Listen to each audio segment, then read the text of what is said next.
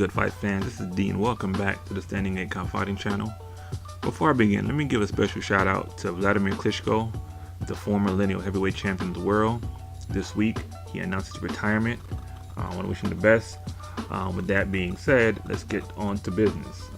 We recently had a video post from Deontay Wilder calling out Anthony Joshua. Of course, the reason why he's calling out Anthony Joshua is because he was slated to fight Vladimir Klitschko in a rematch. But with Vladimir retiring, that leaves the door open for unification bout. As most of us know, based on different posts and articles, most organizations will allow a champion to forego his mandatory challenge if it's for a unification bout. Of course, right now, Deontay Wilder holds the WBC heavyweight title. Anthony Joshua holds the WBA and IBF title. So all three organizations will allow that matchup to happen, mainly because it's one big unification fight. Currently, Deontay Wilder's mandatory is Romain Stavern, and on Anthony Joshua's side, his mandatories are Pulev and I believe Luis Ortiz. One thing that's happening currently is negotiations between Luis Ortiz and Deontay Wilder to have a fight, but those negotiations have been stalled out because Romain Stavern is trying to push for his mandatory title shot.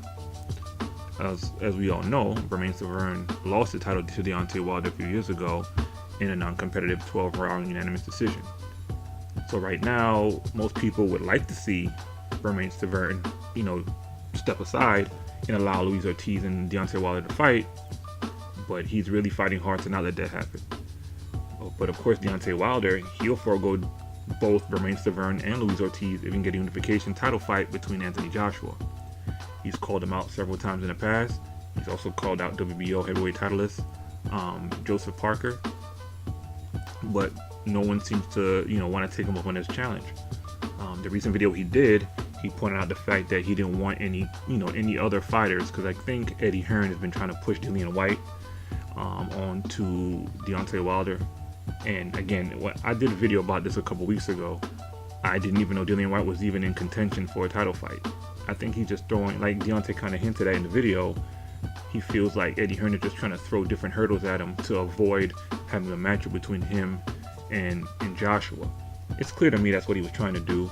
And I saw a lot of people on social media, so-called boxing fans, who, kind of got on Wilder's case because he wasn't really giving the Dillian White fight any type of, acknowledgement. They were pretty much calling him scared, saying he should take the fight, it's a good money fight. But what did Dillian White do to deserve that fight? He had his recent fight, a lot of people thought he arguably lost that fight to Chisora. And in the Dillian White fight versus Anthony Joshua, yeah, he kind of, he stunned Anthony Joshua in the early rounds, but he ultimately got knocked out. And after that fight, he hasn't really done much to earn a title shot. So again, it's clear to me and clear to Deontay that Eddie Hearn is trying to push Dillian White in the forefront so he can avoid getting a title shot with Joshua. He's probably hoping that Dillian White can pull out the victory, but more than likely that fight's not going to happen.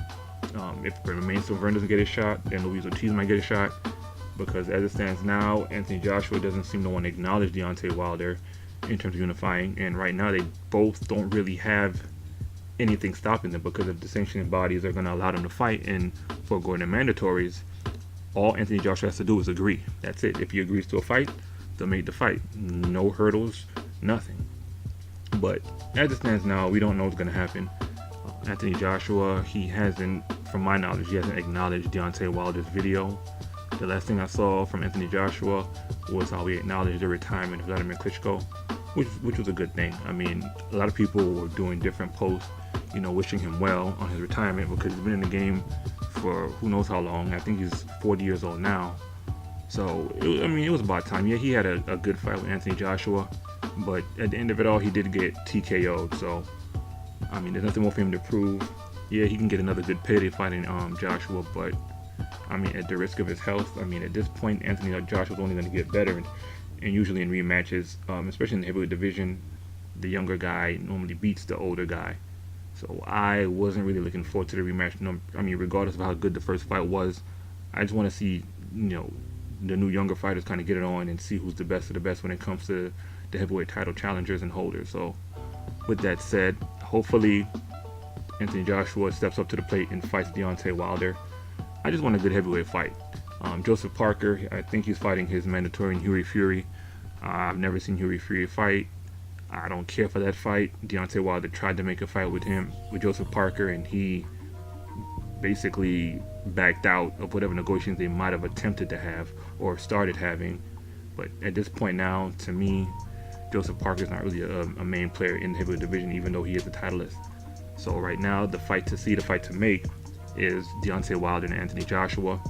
Hopefully that fight could be made before the year is over, maybe the beginning of next year, depending on what negotiations have to take place, whether it's the venue, the money split, and stuff like that.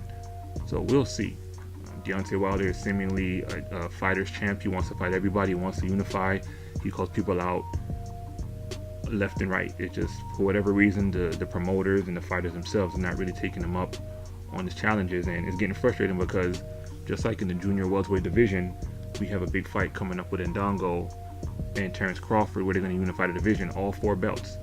In the heavyweight division, it's a little closer to where they can make these fights, and we can have one undisputed heavyweight champion. It's also close in the welterweight division too, but as it stands now, Keith Thurman is out of commission, still recovering from his elbow injury or surgery, and I think he just got married recently as well, so his mind probably isn't fully on boxing anyway. But and even in that division, the only person who seems willing to fight any and everybody is Jeff Horn, which is surprising. He seems to be calling out every champion there is, and also Errol Spence.